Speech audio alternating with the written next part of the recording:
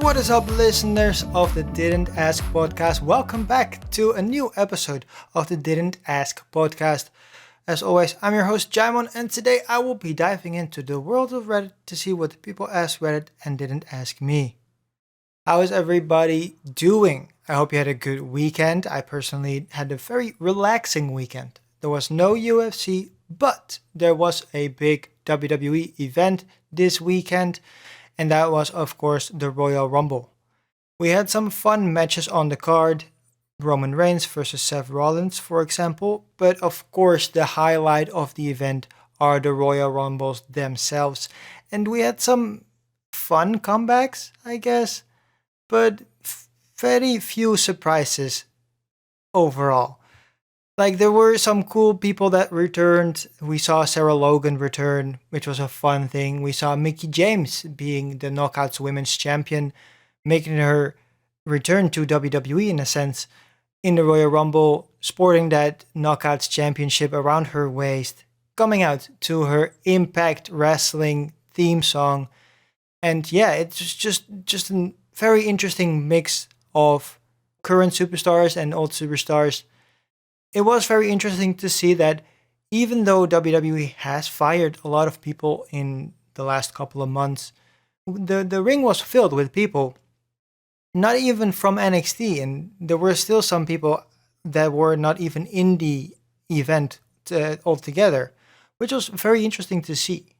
It was very interesting to see that even though they have cut down significantly on their talent, that they still don't really have a how do you say it? A shortage, I guess is the best way to say it. Personally, I think that they have created a shortage of some sort themselves by firing top talent, which results in the fact that we now have Brock Lesnar and Seth Rollins and Roman Reigns basically going back and forth. There are very little new faces there. But again, this is not a WWE podcast. This is the Ask Reddit podcast where I dive into the Ask Reddit and Am I the Asshole subreddit from Reddit to see what the people asked Reddit and didn't ask me. So let's jump into the first question coming from the Ask Reddit subreddit from user Leviathan_web, and they ask, what is your comfort show you rewatch when you're sad or sick? And to me, I am a big fan of Keeping Up with the Kardashians. Keeping Up with the Kardashians is such a fun show because it's just bullshit. You don't really have to pay attention that much. So I can just watch it, sitting back, enjoying myself. This is a fun story, fun anecdote. When I went to college, I've been following Keeping Up with the Kardashians basically since its inception. I was sitting on the couch with my mom and my sister watching the Kardashians, trying to keep up with them. You get what I'm saying? So throughout those years up until now, I've basically just continued watching the show, and now technically it's done, but the Kardashians are coming now to Hulu, so yay for me, because that means I'm gonna be watching so many more hours of the Kardashians. But again, that's not what this is about. So I would go to college, and then sometimes I would have had some hours spare on the day, so I would just sit down, turn on my PC, and then watch Keeping with the Kardashians, just enjoying a cup of tea. And it was fun, of course. Maybe not the most productive way to use your college hours, but hey, this is what I did. Then, another show that I would watch when I'm sad or sick is just wrestling. Wrestling is always there. There are so many hours of wrestling every week to follow. So there is always something for you to watch. So WWE has always been like a thing in my life. And since I was like, I think it was around 8, 9 maybe. I guess, no. I was a little older. I was around 11, 12, I think, when I got really into wrestling. And since then, I've been, trying to keep up with that as well, which is many of hours a week. And throughout the years, I've dropped my consumption of wrestling quite a bit, with me just skipping out on certain shows like 205 Live, which I would watch in the beginning but not anymore. And then they had like Main Event and Superstars and everything in between there. I would try and watch, but now I keep it with basically the main shows, so Raw, SmackDown, and NXT. Even though NXT is absolutely horrible since it turned into NXT 2.0, but that's a story for a whole different another day. So yeah, going back to the question asked by Leviathan underscore web, what is your comfort show you rewatch when you're sad or sick? And for me, the answers would be Keeping Up with the Kardashians, because there are so many hours of Keeping Up with the Kardashians that when you're sick and you just want to binge something, the Kardashians are there for you for many and many hours throughout all the years that they have done TV shows, and not even including the spin offs. And then another show would be wrestling altogether, because man, there is so much wrestling out there in the world today, from Ring of Honor to Impact to WWE to AEW to GCW to WXW, you name it. There are so many shows you can watch nowadays. So there is always wrestling for you to watch when you're sick or sad. Thank you for your question, Leviathan underscore web. Moving on to the second question of today, coming from user tall underscore blacksmith, and they ask, you can rename Earth. What would you name it?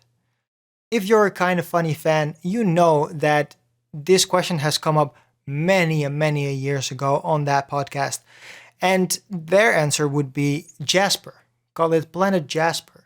And that would be, of course, when the alien colonizers or the alien federation, maybe, hopefully the alien federation, if there are actual aliens coming to Earth that want us to be part of their federation, and they were just like, hey, the Earth is already taken. We have got a planet in whatever part of the galaxy that's called Earth as well, and they have been part of this federation for a very long time.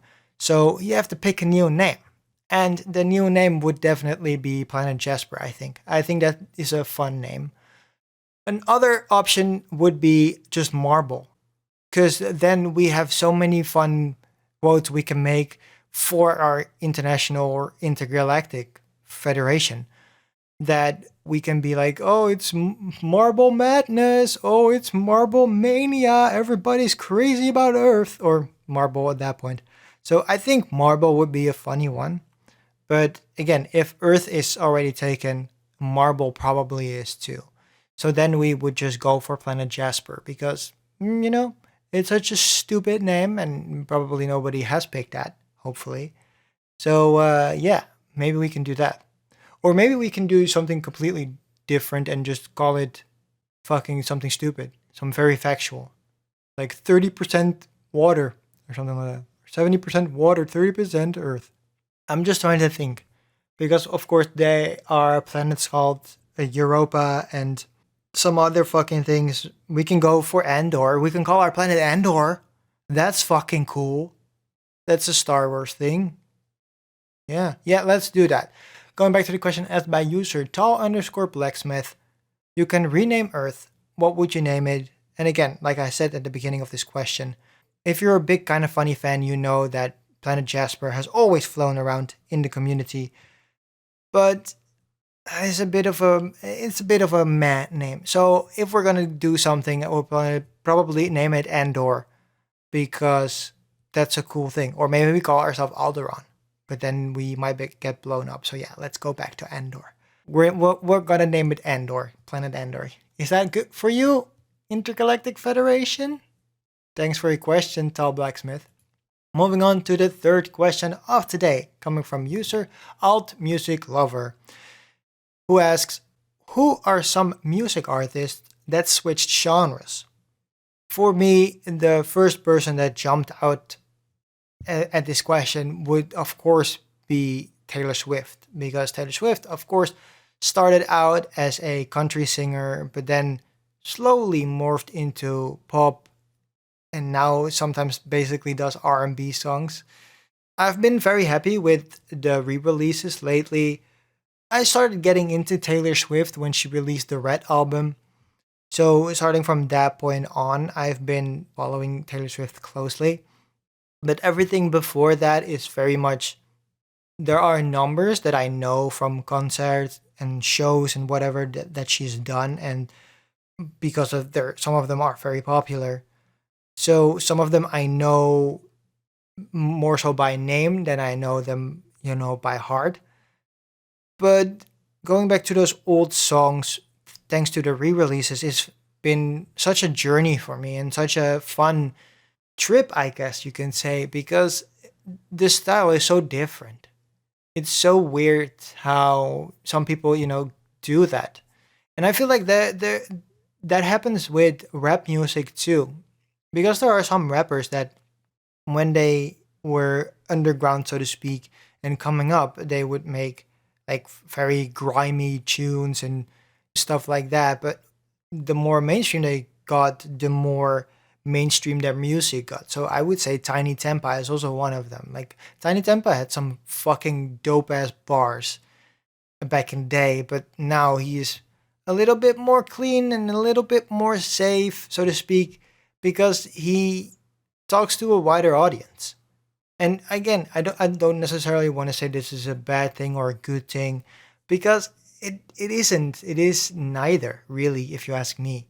But it's the thing that, yeah, you do that. You evolve, and if you don't evolve, you perish. Basically, that's what they say, right?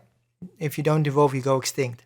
So it's very interesting to see that people like Taylor Swift and like Tiny Tempa come from a certain point, but then when they hit mainstream, they maybe feel the need to be more mainstream, but also just their music goes more mainstream because that means that they're gonna get more listens, which means that they're making more money. And of course, that's very important, especially if you wanna, keep doing what you're doing. So, going back to the question asked by user alt music lover, who are some music artists that switched genre?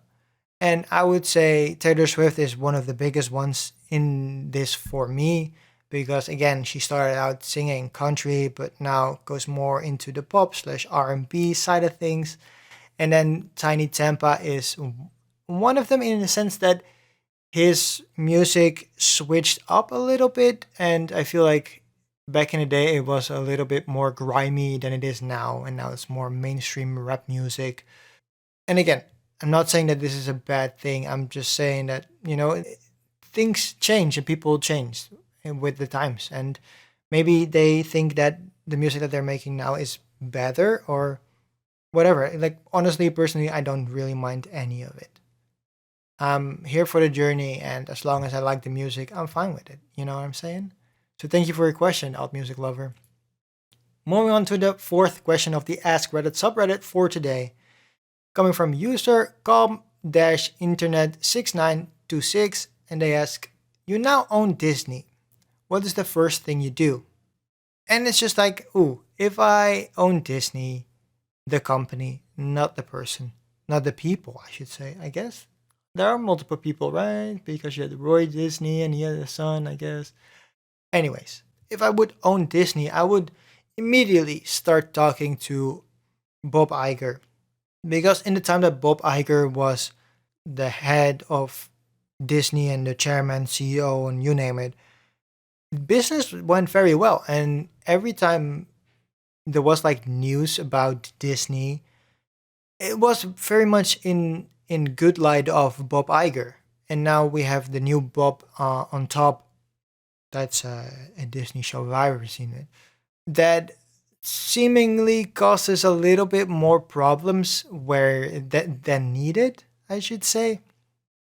Of course, it's all very much started with the Scarlett Johansson lawsuit that she filed against Disney for not meeting contractual agreements, which then resulted in Bob, whatever the fuck his name is, going up against her very harshly and saying that she, was trying to extort him for money. And I don't know what the fuck he said, but there were some things that he said that weren't smart. And I'm a big fan of Disney. Like, I am a huge Disney fan. And for me, it's one of those things that Disney is such a special part in a lot of people's lives because it's basically the first thing you see and the last thing you see at night. Right? It's the first thing you see in the morning, the last thing you see at night. Disney is everywhere, especially after the acquisition of Fox, 20th Studios Fox, 20th Century Fox, whatever the fuck it's called.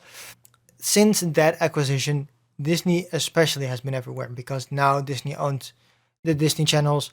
They own Hulu, ESPN, uh, FX, you name it. So there is a lot of things to think about when you're the head of Disney, basically, because Disney is an all-encompassing brand right now, from food to toys to theme parks to TV channels to movies to music. There are so many things that you need to think about. So I would really want to sit around a table with Bob Iger to see, like, hey, what did you do that made you so special? That made you basically like the people's guy? Because again, I have watched a lot of documentaries on Disney Plus about Disney and about the Disney parks and you name it. And every time I see something cool being done, it's done with the consent of Bob Iger. And I think that that's such a very fucking fun and cool thing to think about, that this guy was the head of Disney and just gave a lot of project the green light because people were passionate about this. And he saw that if the people that were making these things were passionate about what they were making, that the result would be that everybody that would be watching it and using that product or service or whatever would be happy as well, because the people would know that, oh, the people that made this really put their life into this project. And that is such an interesting way of looking at things. And this question, of course, you can take this all kinds of ways, but for me it would be, yeah, how can we preserve the magic that is Disney, and how can we help the people that work for Disney evolve in a certain way that makes Disney itself evolve in multiple directions? That could be from the movie side, from the music side, from the theme park side. There are so many ways that Disney can grow and how Disney is in your life. And I feel like Bob Iger, over the past couple of years, has done an amazing job making sure that things are moving forward and moving towards the future without being a detriment to the people that work there, or without basically putting the business before the workers, if that makes any sense. Because again, like I said, the new Bob is now, because Bob Iger, of course, is retiring, so we now have a new Bob that immediately started having issues with Scarlett Johansson. And if Scarlett Johansson is, like she was, the star of one of a big franchise, then what the fuck are you doing? Why are you making this so public? Why are you having her sue the company in broad daylight? That's such that's such a weird thing for me, and personally, I don't really understand why that had to happen. So, going back to the question asked by user calm-internet6926, you now own Disney. What's the first thing you do? And the first thing I would do is I would call up a meeting with Bob Iger to see what he has to say. What is the things that I need to keep my eyes out on? How can people speak so fondly of you while still you being a businessman and doing amazing business over the past couple of years, with the acquisition of course, Fox being one of them? How can we make Disney better while also being there for our Imagineers, for our workers, for our cast members, you name it? So many very interesting things to think about. Thank you for your question, Calm Internet. And finally, we go to the final question of the Ask Reddit for today. Asked by user April 22, 2001, and they ask, what movie legitimately blew your mind? There are quite a couple of movies that blew my mind, and most of them will probably be Christopher Nolan movies, because Christopher Nolan is a very interesting movie maker.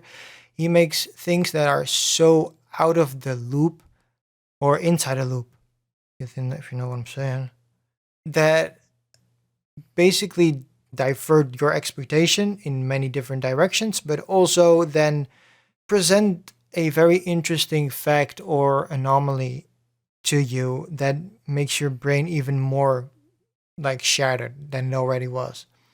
And one of these movies, of course, being Tenet. And Tenet is the movie about how time moves backwards and forwards and whatever the fuck. And it's such a very interesting part of that movie where some people are moving backwards and some people are moving forwards, and then this happens and that happens, and then the person is fighting himself, but then in the future, and then another person knows. And there are so many cool things to think about with that movie. And that movie was one of the movies that I really got invested in and then dove into an incredible YouTube rabbit hole of theories of movies that yeah, theories about the movie that said like, oh, he knew, or this is this person, or that's that person, and they knew. And oh my god, there are so many things to think about with that. But also the movie The Prestige, it's another Christopher Nolan classic, I can say, about two battling magicians. And Scarlett Johansson in that, the reason we're talking about that too. Scarlett Johansson is in The Prestige. And there are so many interesting things that happen in that movie with the magic and how they explain it and science. And there are so many cool aspects to that movie that you don't really expect going into that movie. And when you know what happens in the end, you immediately want to go back to see if you can pick up on certain facts or certain signs that are in the movie or aren't in the movie, and maybe you can find it, maybe you can not, and whatever. There are so many interesting ways to look at those movies, and that makes Christopher Nolan a very special movie maker. Like, he makes incredible films. He doesn't make movies per se, he makes films. And all of them blow your mind in some way or another. So going back to the question asked by user April 2001, what movie legitimately blew your mind? And I would have to say Tenet is one and The Prestige is the other. Both of them Christopher Nolan movies that present so many interesting facts, and absolutely bonkers script has been made for both of those movies. And it's incredible that the actors knew what was going on and knew what to act out. But it's also just crazy that Christopher Nolan was able to shake that out of his top hat like that. Thank you for your question, April. And now we move into the final question of today, coming from the Am I the Asshole subreddit, asked by user SidIC3, and they ask, am I the asshole for not buying my GF the gift she asked for her birthday? Throwaway account. I, a 30-year-old male, have a girlfriend, 28, female of 6 years. It's always a problem to get her something for her birthday, so I asked what she wanted. At first she said that she didn't know and that a nice dinner would do. But yesterday she came from work and told me that she saw a very nice Japanese knife set she would like, but it is a bit expensive.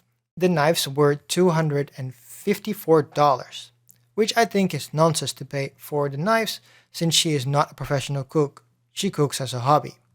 I told her I think it's unreasonable and that I won't buy it for her. She said okay, but was quiet the whole evening.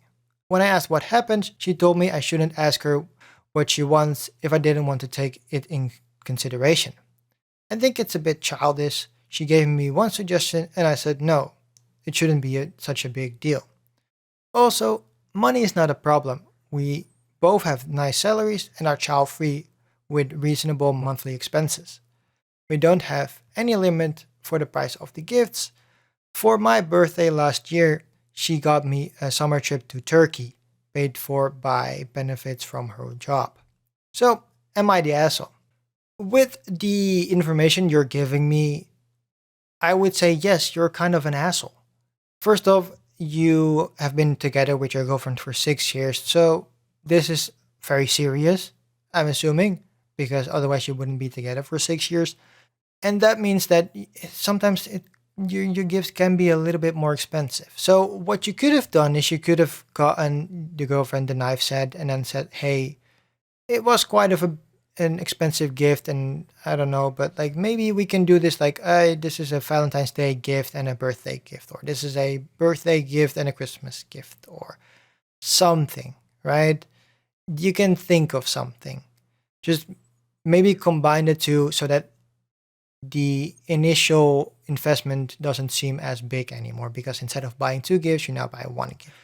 But again, like you're saying, is the money is not really a big deal. So if the money isn't really a big deal, why wouldn't you just buy the knife set for your girlfriend? Also, she gave you a trip to Turkey and now you're fucking, harping on a knife set? I feel like a trip to Turkey seems to be, pretty expensive. So I think, yeah, the way you handled it might not have been the smartest decision. You might have been better off to just be like, hey, I'm going to give you this gift, but it is quite expensive for your birthday or whatever. And let's combine this with another holiday, like, again, like I said, Valentine's Day, Christmas, you name it. Other than that, I think, yeah, you just need to be a little bit more. You need to think about the situation a little longer, maybe. Maybe just go like, oh, let me think about it, or like, hey, that's a good suggestion, and then maybe not immediately say no to her face, so you can then be like, hey, I thought it was a little expensive afterwards, but not just say flat out no, especially after your girlfriend got you a trip to Turkey, which again seems pretty expensive, even though she has benefits from that as well, but still. So, going back to the question asked by user Sid IC3, am I the asshole for not buying my girlfriend the gift she asked for her birthday? And I would say to the question here, the answer would be no, not necessarily, but I feel like the way you handled the situation was a pretty bad way to handle the situation. And especially, again, like you're saying, she got you a trip to Turkey, which is a lot of money. So I think you could have spent the $250 for the knife set, because I think she has earned that after 6 years being together with you. Thank you for your question. And that has been it for the Didn't Ask podcast for this week, episode 47. Gee, we're getting closer and closer to that episode 50. If you like this podcast, please leave a rating on your favorite podcast service around the world. You can go to anchor.fm/didn't-ask-pod to see where you can find this podcast all over the world. Over there, you can also find a box that says message. If you press that, you have the ability to record a voice memo for me so I can read your question out live on air. If you don't want your voice to be heard on the podcast, please say that up front so I can just read your question out myself, so I can still answer your question, but you can still be anonymous. I will be back next week. In the meantime, you can see what I'm watching thanks to Tracked.tv. That link will be in the show description as well. Over here, you can see all the TV shows and movies that I'm watching throughout the week, so you can keep up with me, aside from the Kardashians, and ask me a question about one of those shows if you would like. Finally, this show is available on YouTube, so please go to YouTube, subscribe, hit that notification bell so you will always be the first to see when the podcast posts. Well, that's it for me for this week. I hope to see you back next week. Thanks for listening. Bye.